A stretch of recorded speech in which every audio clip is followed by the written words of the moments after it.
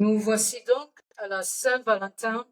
Encore, les rues sont rouges, les magasins sont roses, les restaurants sont complets, bouquets.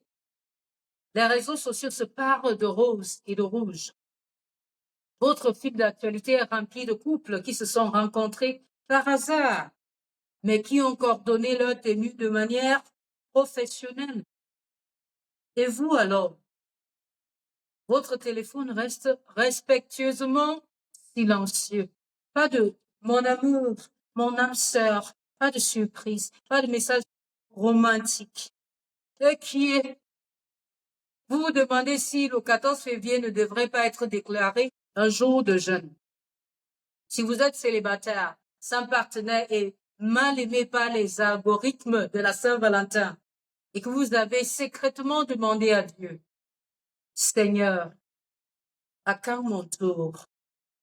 Ce message n'est pas seulement pour vous, mais il parle de vous. Restez avec moi, car ce message pourrait être la chose la plus aimante que vous ayez entendue dans toute la saison. Parlons peu et bien. La Saint-Valentin est une célébration de l'amour romantique, mais ce n'est pas le tableau d'affichage de votre vie. Être célibataire le jour de la Saint-Valentin ne signifie pas que vous êtes en retard, que vous avez raté votre chance, que Dieu a oublié votre nom sur la liste de bénédictions. Avant que quiconque ne vous tienne la main, Dieu tenait déjà votre cœur et il tient votre avenir entre ses mains. Votre célibat n'est pas une erreur de Dieu. Ce n'est pas une erreur dans le calendrier céleste. Non. Le Seigneur, ton Dieu, est avec toi, le puissant guerrier qui sauve. Il se réjouira de toi avec joie. Sophonie 3, verset 17. Alors respirez profondément, riez des blagues et laissez Dieu vous rappeler qui vous êtes. Aimé, choisi et vu. Vous n'êtes pas en retard. Vous êtes en train d'être préparé dans un monde où tout va très vite. Dieu est spécialisé dans les processus. Vous n'êtes pas passé à côté de quelque chose. Dieu utilise souvent le célibat pour nous apprendre qui nous sommes, ancrer notre identité en lui, éliminer le désespoir, guérir les blessures émotionnelles. Certaines périodes renforcent notre indépendance. D'autres affinent le discernement afin que nous cessons d'appeler les signaux d'alarme papillons d'amour. Je suis persuadée que c'est lui qui a commencé en vous cette bonne œuvre la rendra parfaite. Philippiens 1, verset 6. Si Dieu précipitait votre relation avant votre guérison, l'amour serait pesant au lieu d'être joyeux. Mais en toute honnêteté, il est parfois difficile de ne pas comparer. Parlons donc de ce que Dieu vous préserve réellement. Dieu vous a discrètement préservé du chaos et des drames que vous n'aviez pas demandé. À vrai dire, tous les couples qui publient des photos d'eux vêtus de tenues assorties ne sont pas toujours en paix. Certains couples qui publient « Mon éternel amour » demandent secrètement à Dieu juste une chance de plus. Dieu, dans sa miséricorde, retient parfois certaines relations parce qu'il voit une immaturité émotionnelle, un traumatisme non guéri, une incompatibilité déguisée en alchimie. Dieu, dans sa miséricorde, Dieu qui nous aime, nous épargne des confusions émotionnelles, des jougs inégaux, des conversations incessantes du type « Est-ce que tout va bien entre nous ?» et même des cadeaux de Saint-Valentin suivis d'une rupture amoureuse le lendemain. L'Éternel dirige les pas des justes. Il se réjouit de chaque détail de leur vie. Parfois, les prières sans réponse ou sans exaucement sont des protections.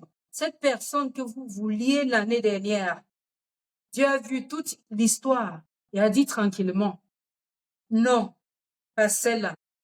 Cette prière sans réponse, cette relation retardée, cette rupture soudaine avant février. Ce n'était pas une punition, non, c'était une protection, un sauvetage divin. Mais Dieu ne vous protège pas seulement de la mauvaise personne, il vous prépare pour la bonne. Le timing divin signifie que deux personnes sont prêtes en même temps. Dieu ne prépare pas les relations de manière isolée, tout en vous façonnant votre patience, vos valeurs, votre foi. Il travaille également sur le cœur, l'état d'esprit et la maturité de l'autre personne. Le timing divin signifie que vous vous rencontrez lorsque la guérison a eu lieu, vous vous connectez lorsque la sagesse s'est développée. Vous aimez lorsque vos deux cœurs sont prêts à construire et pas seulement à ressentir. Se rencontrer trop tôt peut détruire ce qu'aurait pu être le destin. Dieu préfère retarder la rencontre plutôt que de vous précipiter dans quelque chose que vous n'êtes pas prêt à soutenir. Affrontons maintenant le plus grand ennemi de la paix pendant la saison de la Saint-Valentin, les réseaux sociaux, qui ne sont même pas une mesure de la fidélité de Dieu, hein? Ce n'est pas le calendrier divin. Les réseaux sociaux montrent des moments forts, pas la réalité. On y voit des sourires forcés, des moments filtrés, un bonheur soigneusement sélectionné. On n'y voit pas les prières derrière les sourires, les conseils derrière les légendes, les difficultés derrière les surprises. Dieu ne fonctionne pas selon les tendances, les hashtags ou les pressions saisonnières. Non, non. Il écrit des histoires sur mesure et non des histoires produites en série. Votre histoire est peut-être calme pour l'instant, mais calme ne signifie pas absent ou absente. Dieu ne compare pas votre vie à celle des autres. Il ne panique pas parce que vous êtes célibataire le 14 février. Votre histoire n'est pas retardée, elle est unique. Et ce que Dieu écrit avec soin dure plus longtemps que ce que les humains précipitent. Alors, si vous êtes seul pour la Saint-Valentin, apprenez à apprécier l'amour sans attendre la romance. Célébrez l'amour que vous avez déjà. L'amour romantique est beau, bien sûr, mais ce n'est pas le seul amour qui compte, hein. La Saint-Valentin est une fête dédiée à l'amour, et l'amour n'est pas rare dans votre vie.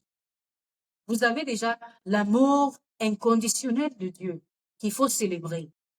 Des personnes qui vous aiment, vos parents, vos amis, vos bien-aimés, vos voisins, vos collègues. Vous avez une vie qui mérite d'être célébrée. Cette saison est une invitation à aimer Dieu profondément. Appréciez sincèrement vos amitiés. Célébrez votre famille de manière intentionnelle. Prendre soin de vous sans culpabilité. Célébrez votre croissance, votre paix, votre liberté, votre parcours. Sortez, faites-vous plaisir, portez du rouge ou du rose. Si vous êtes une femme, achetez-vous des roses ce jour-là. Ou faites ce qui vous fait sentir aimé, que vous soyez femme ou homme. Riez aux éclats.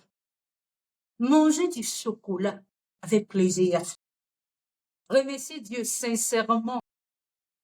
Quelqu'un qui sait profiter de la vie seul apportera de la plénitude et non du vide dans une relation.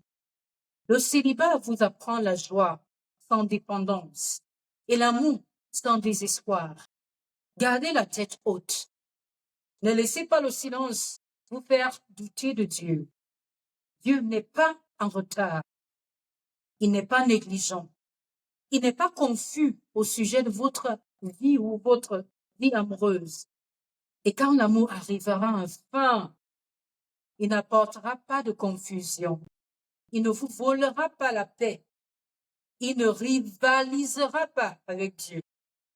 Espère en l'Éternel, fortifie-toi et que ton cœur s'affermisse. Espère en l'Éternel. Psaume 27, verset 14. Souriez avec assurance. Vivez pleinement et ayez une confiance profonde. Dieu écrit votre histoire d'amour. Il ne précipite pas ses chefs-d'œuvre. Bonne fête de la Saint-Valentin. Il y a un amour qui dépasse tous les Valentins du monde. L'amour que Jésus nous a témoigné. Il est mort sur la croix quand nous étions encore pécheurs, afin que quiconque croit en lui ne périsse point, mais ait la vie éternelle. Je serai ravi de vous conduire à Christ. Si vous ne l'avez pas encore reçu, vous pouvez juste répéter après moi. On va manger le chocolat plus tard. Allons-y. Seigneur Jésus, en ce jour, je te remercie pour ton amour et je te demande de me pardonner tous mes péchés et de me laver de ton sang. Je te reçois dans ma vie comme mon Seigneur et Sauveur personnel. Je vivrai pour toi, par ta grâce. Merci car je suis sauvé.